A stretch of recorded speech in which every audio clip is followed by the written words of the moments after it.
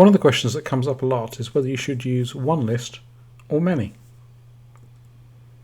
Well, one list certainly would be simpler. You've only got one list to organise. You do that using the tags feature, and you tag people who bought products or who signed up for lead magnets, and you can use those to trigger automations, so it's all doable.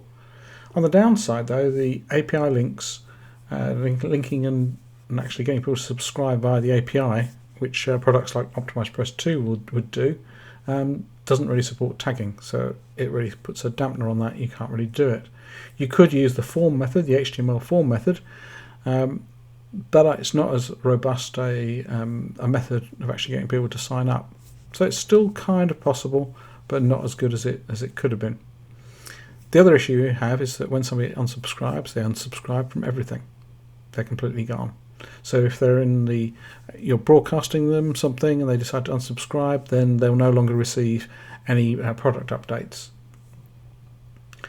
Also, when you're broadcasting, you'll need to use the segmenting. Obviously, if you broadcast to everybody, better be sure that you really want it to go to everybody. So what about many lists?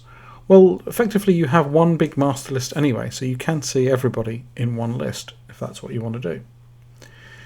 In terms of unsubscribing, you then have much more of a targeted approach to it, in that if you mail out product updates to people who are product owners and they unsubscribe, they know they're unsubscribing from the product list. If you broadcast on your broadcast list, on your main list, and they unsubscribe, they'll still be on your product list. The API then still becomes an option because you put people into lists and not into, and that's how the API works.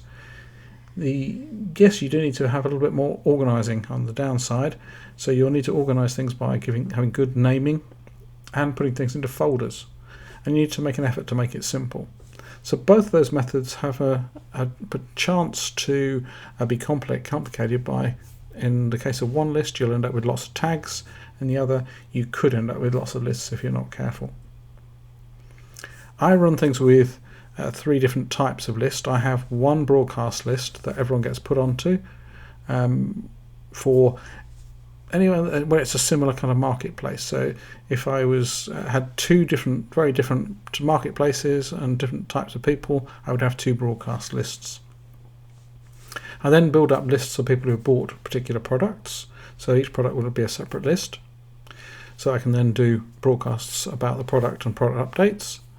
And then I have freebie come lead magnet lists that are purely temporary. So people will be on that list for the period of time when they're receiving automations about that, and automated emails about that particular lead magnet. And once they're done, I then remove them from that list and just leave them on the broadcast list.